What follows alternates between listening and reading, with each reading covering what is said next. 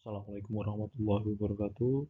Statistik 1 dan statistik bisnis 1 kali ini kita akan membahas tentang distribusi frekuensi. Apa itu distribusi frekuensi? Distribusi frekuensi adalah data-data yang tersusun dengan baik menurut kelas-kelas dalam sebuah daftar. Jadi dibuat kelas-kelasnya dulu, daftarnya seperti apa, kemudian dihitung menggunakan teknik MELIDI, kemudian dihitung, diolah menjadi angka. Itu adalah distribusi frekuensi. Disusun dulu kelas-kelasnya, kemudian tersusun dengan baik, kemudian menurut kelas-kelas tersebut itu daftarnya berapa aja. Itu adalah distribusi frekuensi. Nah, ini komponen-komponen dalam penyusunan tabel distribusi frekuensi. Itu ada kelas, kemudian ada batas kelas, kemudian batas kelas itu ada dua, batas kelas bawah dan batas kelas atas. Jadi itu merupakan batas kelas. Selanjutnya, batas kelas adalah nilai-nilai yang membatasi kelas yang satu dengan kelas yang lain, yang terdiri dari titik dua. Batas kelas bawah terdapat di deretan sebelah kiri setiap kelas dan merupakan nilai yang membatasi kelas bagian bawah. Kemudian batas kelas atas adalah terdapat di deretan sebelah kanan bagian kelas dan merupakan nilai yang membatasi kelas bagian atas. Kemudian ini adalah komponen yang dalam penyusunan tabel distribusi ada tepi bawah, tepi ke atas, jadi beda antara batas atas dan batas bawah, dan ada tepi bawah, ada tepi atas. Tepi kelas atau true class limit, batas kelas yang tidak memiliki lubang atau angka tertentu antara kelas yang satu dengan yang lainnya. Terdapat dua tepi kelas, yaitu tepi kelas bawah dan tepi kelas atas. Menentukan tepi kelas itu adalah dikurangi 0,5 dan mengurangi untuk tepi kelas bawah dikurangi 0,5, untuk tepi kelas atas ditambah 0,5. Nah, ini adalah rumus dari komponen dalam penyusunan tabel distribusi frekuensi mengenai titik tengah atau class midpoint adalah angka atau nilai data yang tepat terletak di tengah suatu kelas, yaitu mesti batas kelas bawah ditambah batas kelas atas dibagi dua, itu adalah kelas mid. Selanjutnya adalah interval. Kelas interval atau interval kelas adalah suatu variabel yang ada dalam batas kelas tertentu. Banyaknya kelas tergantung dalam banyaknya data. Kemudian panjang interval kelas atau luas kelas interval size, jarak antara tepi atas dan tepi bawah.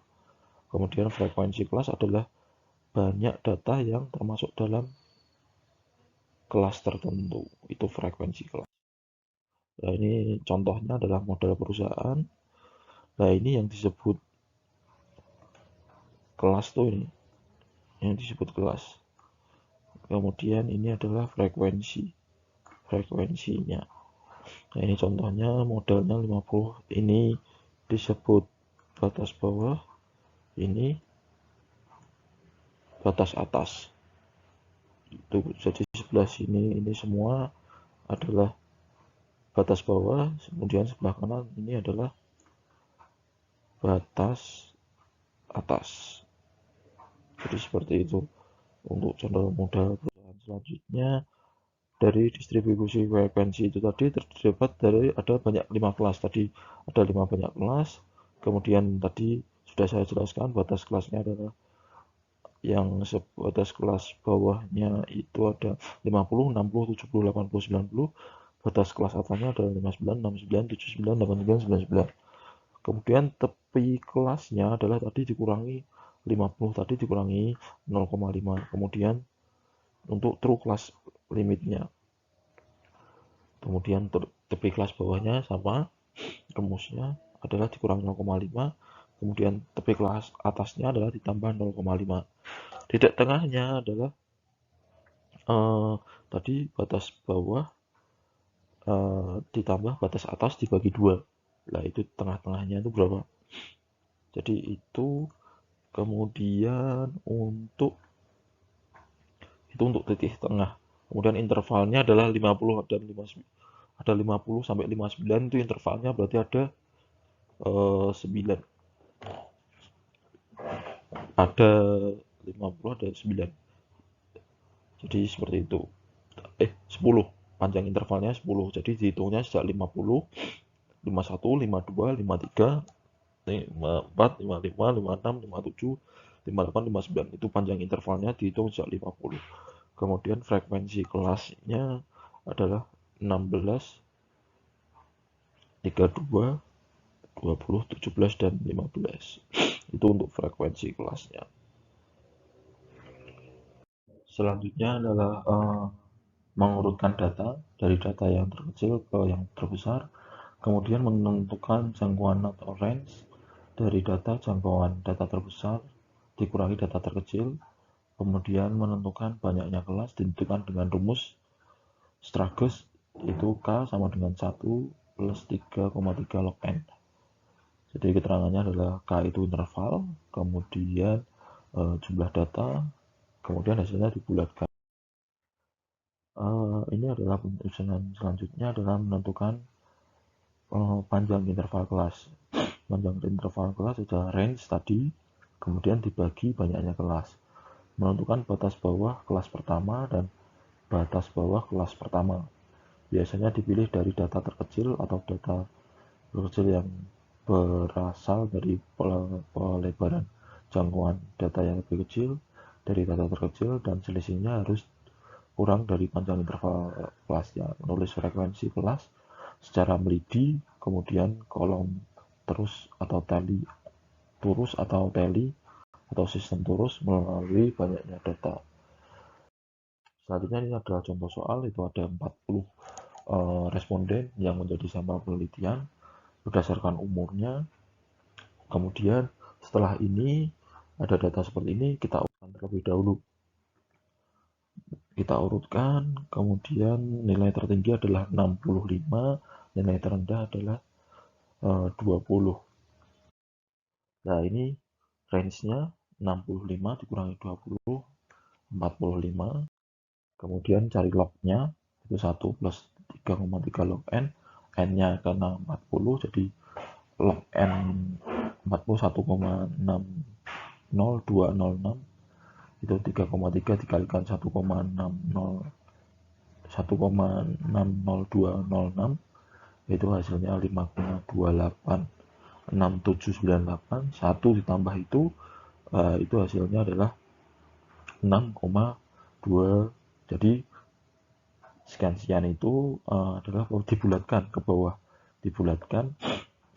Kelasnya itu terdiri adalah jumlah 6, ada 6 kelas.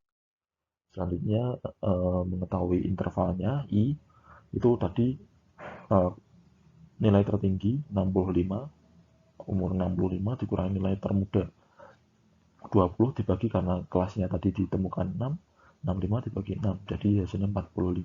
65 kurangi 20 dibagi 6, 65 kurangi 20, 45 dibagi 6, itu hasilnya 7,5.